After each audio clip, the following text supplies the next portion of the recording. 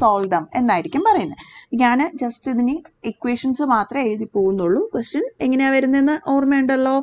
Show that the system is consistent and solve dum എന്നായിരിക്കും question വരുന്നത്. അല്ലെങ്കിൽ എക്സാമിൻ ഫോർ കൺസിസ്റ്റൻസി അങ്ങനെയും ചോദിക്കാം.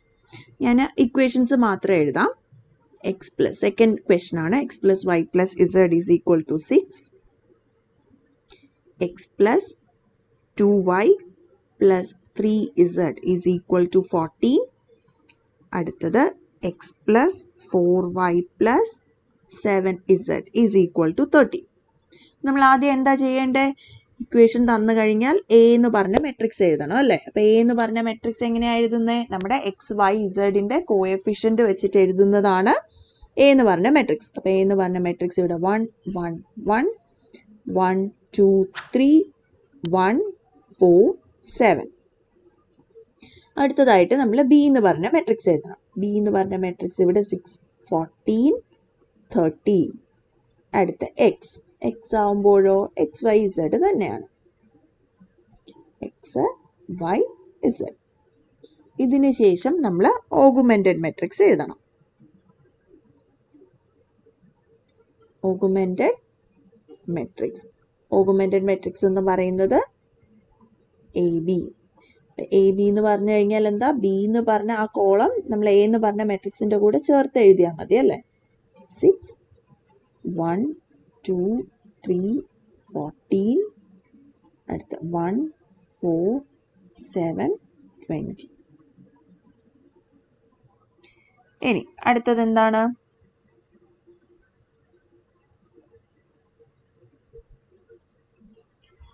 നമ്മൾ എ ബി എന്ന് പറഞ്ഞ മെട്രിക്സിന്റെ റാങ്ക് കണ്ടുപിടിക്കണം. ഇവിടെ നമുക്ക് 20 അല്ല 30 ആണ്. ഞാൻ എഴുതിയപ്പോൾ മിസ്റ്റേക്ക് പറ്റിയതാ. ഓക്കെ. അപ്പോൾ എ ബി എന്ന് പറഞ്ഞ മെട്രിക്സിന്റെ റാങ്ക് കണ്ടുപിടിക്കാം. അപ്പോൾ അതിനായിട്ട് ആദ്യം നമുക്ക് എന്ത് ചെയ്യാം? ഇവിടെ റോ ഓപ്പറേഷൻ ചെയ്യുമ്പോൾ R2 gives R2 minus R1, R3 gives R3 minus R1. എന്തൊക്കെയാ വരിക? 1 1 1 6 0 2 minus 1 1 3 minus 1 2 14 minus 6 8. ഇവിടെ 0 3 6 24. ഇനി അടുത്തത് നമുക്ക് ഈ 1 യൂസ് ചെയ്ത് വേണം അതിന് താഴെയുള്ള വാല്യൂ 0 ആക്കാനായിട്ട് അല്ലേ. അപ്പോൾ ഇവിടെ എന്ത് ചെയ്യാം? നമുക്ക് എഴുതാം R3 gives R3 minus 3R2. 1 1 1 6 0 1 2 8. ഇവിടെ എന്തൊക്കെയാ വരിക? ഇത് 0 0 3 into 2 6 ആവും. 6 minus 6 0 8 into 3 24 24 minus 24 0. നമ്മുടെ ഡയഗണൽ എലമെന്റ്സിന് താഴോട്ടുള്ള വാല്യൂ മൊത്തം 0 ആക്കി അല്ലേ. ഇനി നമുക്ക് അടുത്ത് എന്ത് എഴുതാം? റാങ്ക് എഴുതാം. അപ്പം ഇവിടെ റാങ്ക് ഓഫ് എ. ഇപ്പം ലാസ്റ്റ് കോളം മാത്രം മാറ്റിക്കഴിഞ്ഞാൽ നമുക്ക് എന്താവും? നമ്മുടെ എ എന്ന് പറഞ്ഞ മെട്രിക്സ് ആവും അല്ലേ. അപ്പം റാങ്ക് ഓഫ് എ എന്ന് പറയുന്നത് 2 ആണ്. അതുപോലെ റാങ്ക് ഓഫ് എ ബി എന്ന് പറയുന്നത് എന്ത് വരും? അതും 2 തന്നെ വന്നു. അപ്പം റാങ്ക് രണ്ടും ഈക്വൽ ആയി കഴിഞ്ഞാൽ അടുത്തത് നമ്മൾ എന്ത് നോക്കണം? Number of unknowns. Number of unknowns. Number of unknowns ഇവിടെ എന്താണ്? 3 ആണല്ലേ. കാരണം എക്സ് ഉണ്ട്, വൈ ഉണ്ട്, ഇസഡ് ഉണ്ട്. അപ്പം ഇത് ഏത് കണ്ടീഷനായി? Rank of A equal to rank of A B, which is less than number of unknowns. Rank രണ്ടും ഈക്വൽ ആയതുകൊണ്ട് തന്നെ നമുക്ക് എന്തു പറയാം? Therefore, the system is consistent. System എന്ത് തന്നെയാണ്? കൺസിസ്റ്റന്റ് തന്നെയാണ്. പക്ഷേ എന്തുണ്ടാവും? ആൻഡ് ഹാസ്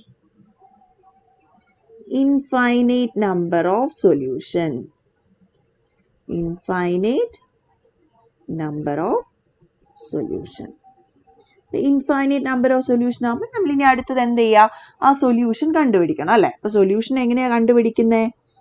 സൊല്യൂഷൻ കണ്ടുപിടിക്കാനായിട്ട് solution AX is equal to B. Solution AX is equal to B. ഇനി എ എന്ന് പറയുന്നത് നമ്മൾ ആദ്യത്തെ എ ആണോ എടുക്കേണ്ടത്? അല്ല. ഓഗുമെന്റഡ് മെട്രിക്സ് എഴുതി അതിൻ്റെ ഡയഗണൽ എലമെന്റ്സിന് താഴോട്ടുള്ളത് 0 ആക്കിയതിന് ശേഷമുള്ള മെട്രിക്സ്. അപ്പോൾ 1 1 1 0 1 2. എക്സ് എന്ന് പറയുന്നത് എന്താണ്? എക്സ് വൈ ഇസഡ് അല്ലേ. X Y z is equal to b എന്ന് പറയുന്നത് എന്ത് വരും? 6 8. ഇനി നമ്മളിത് ഇക്വേഷൻ ആക്കി എഴുതുമ്പോൾ നമുക്ക് x plus y plus z is equal to 6. അടുത്ത y plus 2z is equal to 8. ഇനി ഒരു കാര്യം ശ്രദ്ധിക്കുക, നമുക്ക് 3 അൺനോൺസ് ഉണ്ട്. അപ്പോൾ 3 അൺനോൺസ് ഉണ്ടെങ്കിൽ ആ 3 അൺനോൺസ് കണ്ടുപിടിക്കാനായിട്ട് 3 ഇക്വേഷൻ വേണം. പക്ഷേ ഇവിടെ എത്ര ഇക്വേഷനേ ഉള്ളൂ? 2 ഇക്വേഷനേ ഉള്ളൂ. അപ്പോൾ 2 ഇക്വേഷൻ വെച്ചിട്ട് എന്തായാലും നമുക്ക് 3 അൺനോൺസ് കണ്ടുപിടിക്കാൻ പറ്റത്തില്ല. ആ സമയത്ത് നമ്മൾ എന്ത് ചെയ്യുക? നമ്മുടെ ഏതെങ്കിലും ഒരു അൺനോണ് ഒരു ആർബിറ്ററി വാല്യൂ അസൈൻ ചെയ്ത് കൊടുക്കുക. അതായത് ഇസഡിനാവാം, വൈക്കാവാം, എക്സിനാവാം. ഏതെങ്കിലും ഒരു അൺനോണിന് എന്ത് ചെയ്യുക? ഒരു ആർബിറ്ററി വാല്യൂ അസൈൻ ചെയ്ത് കൊടുക്കാം. നമുക്കിവിടെ എന്ത് ചെയ്യാം? നമ്മുടെ ഇസഡിന് ഒരു ആർബിറ്ററി വാല്യൂ അസൈൻ ചെയ്ത് കൊടുക്കാം.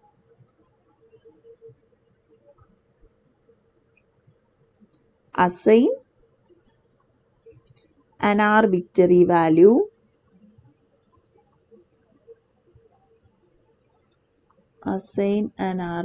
value to z. ഇസഡിന് ഒരു ആർബിറ്ററി വാല്യൂ അസൈൻ ചെയ്ത് കൊടുക്കുക. ഞാൻ ഇസഡ് ഈക്വൽ ടു ടി എന്ന് പറഞ്ഞു കൊടുത്തു. അപ്പം ടി തന്നെ കൊടുക്കണമെന്നില്ല, എ കൊടുക്കാം, ബി കൊടുക്കാം, സി കൊടുക്കാം, എന്ത് വേണേലും കൊടുക്കാം. അപ്പം ഞാൻ ഇസഡിന് ഇവിടെ ടി എന്ന് കൊടുത്തു. അപ്പം ഇസഡ് ടി ആണെങ്കിൽ നമുക്ക് y plus 2t is equal to 8 എന്ന് എഴുതാം. 8 എന്ന് എഴുതാം. അപ്പോൾ y ഈസ് ഈക്വൽ ടു എന്ത് വന്നു? 8 minus 2t. y is equal to 8 minus 2t. അങ്ങനെയാണെങ്കിൽ x എന്താവും? x പ്ലസ് വൈക്ക് നമുക്ക് 8 മൈനസ് 2t